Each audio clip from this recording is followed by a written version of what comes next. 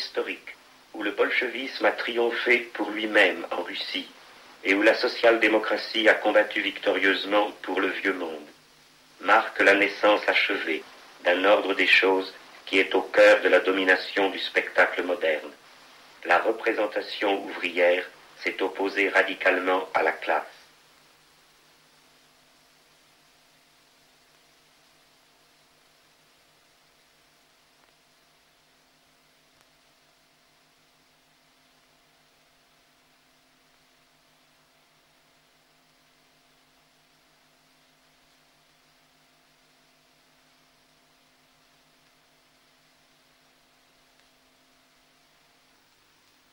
L'époque stalinienne révèle la réalité dernière de la bureaucratie. Elle est la continuation du pouvoir de l'économie, le sauvetage de l'essentiel de la société marchande maintenant le travail marchandise. C'est la preuve de l'économie indépendante qui domine la société au point de recréer pour ses propres fins la domination de classe qui lui est nécessaire. Ce qui revient à dire que la bourgeoisie a créé une puissance autonome qui, tant que subsiste cette autonomie, peut aller jusqu'à se passer d'une bourgeoisie. La bureaucratie totalitaire n'est pas la dernière classe propriétaire de l'histoire au sens de Bruno Rizzi, mais seulement une classe dominante de substitution pour l'économie marchande. La propriété capitaliste défaillante est remplacée par un sous-produit simplifié, moins diversifié, concentré en propriété collective de la classe bureaucratique. Cette forme sous-développée de classe dominante est aussi l'expression du sous-développement économique et n'a d'autre perspective que rattraper le retard de ce développement en certaines régions du monde.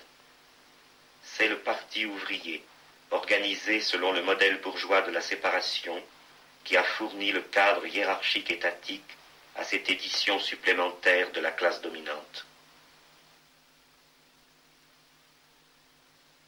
La classe idéologique totalitaire au pouvoir est le pouvoir d'un monde renversé. Plus elle est forte, plus elle affirme qu'elle n'existe pas, et sa force lui sert d'abord à affirmer son inexistence. Elle est modeste sur ce seul point, car son inexistence officielle doit aussi coïncider avec le nec plus ultra du développement historique, que simultanément on devrait à son infaillible commandement. Étalée partout, la bureaucratie doit être la classe invisible pour la conscience, de sorte que c'est toute la vie sociale qui devient démente. L'organisation sociale du mensonge absolu découle de cette contradiction fondamentale.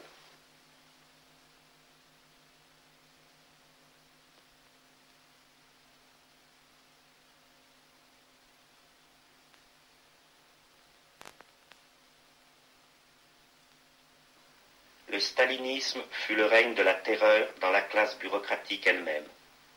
Le terrorisme qui fonde le pouvoir de cette classe doit frapper aussi cette classe, car elle ne possède aucune garantie juridique, aucune existence reconnue en tant que classe propriétaire, qu'elle pourrait étendre à chacun de ses membres. Sa propriété réelle est dissimulée, et elle n'est devenue propriétaire que par la voie de la fausse conscience. La fausse conscience ne maintient son pouvoir absolu que par la terreur absolue, où tout vrai motif finit par se perdre. Les membres de la classe bureaucratique au pouvoir n'ont le droit de possession sur la société que collectivement, en tant que participants à un mensonge fondamental. Il faut qu'ils jouent le rôle du prolétariat dirigeant une société socialiste, qu'ils soient les acteurs fidèles au texte de l'infidélité idéologique. Mais la participation effective à cet être mensonger doit se voir elle-même reconnue comme une participation véridique. Aucun bureaucrate ne peut soutenir individuellement son droit au pouvoir, car prouver qu'il est un prolétaire socialiste serait se manifester comme le contraire d'un bureaucrate, et prouver qu'il est un bureaucrate est impossible, puisque la vérité officielle de la bureaucratie est de ne pas être. Ainsi, chaque bureaucrate est dans la dépendance absolue d'une garantie centrale de l'idéologie, qui reconnaît une participation collective à son pouvoir socialiste de tous les bureaucrates qu'elle n'anéantit pas. Si les bureaucrates pris ensemble décident de tout, la cohésion de leur propre classe ne peut être assurée que par la concentration de leur pouvoir terroriste en une seule personne. Dans cette personne réside la seule vérité pratique du mensonge au pouvoir, la fixation indiscutable de sa frontière toujours rectifiée. Staline décide sans appel qui est finalement bureaucrate possédant, c'est-à-dire qui doit être appelé prolétaire au pouvoir ou bien traître à la solde du Mikado et de Wall Street. Les atomes bureaucratiques ne trouvent l'essence commune de leurs droits que dans la personne de Staline. Staline est ce souverain du monde qui se sait de cette façon la personne absolue, pour la conscience de laquelle il n'existe pas d'esprit plus haut. Le souverain du monde possède la conscience effective de ce qu'il est, la puissance universelle de l'effectivité, dans la violence destructrice qu'il exerce contre le soi de ses sujets lui faisant contraste. En même temps qu'il est la puissance qui définit le terrain de la domination, il est la puissance ravageant ce terrain.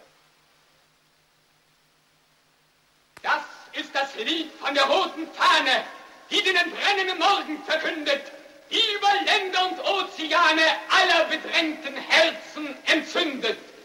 Einmal, nach all den Stürmen, wenn sich die Blutnacht erhellt, rauscht sie von allen Türmen einer eroberten Welt.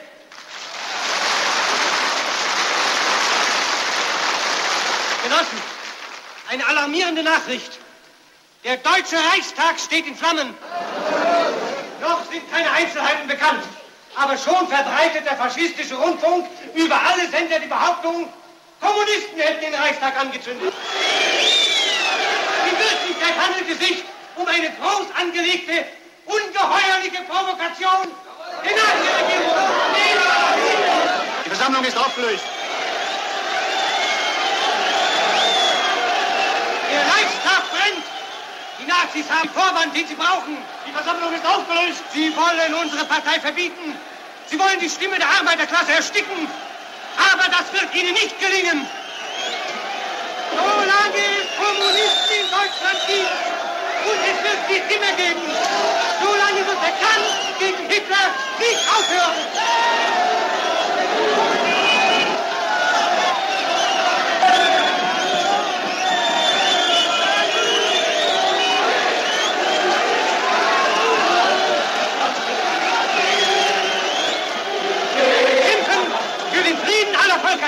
Den Hitlergenossen!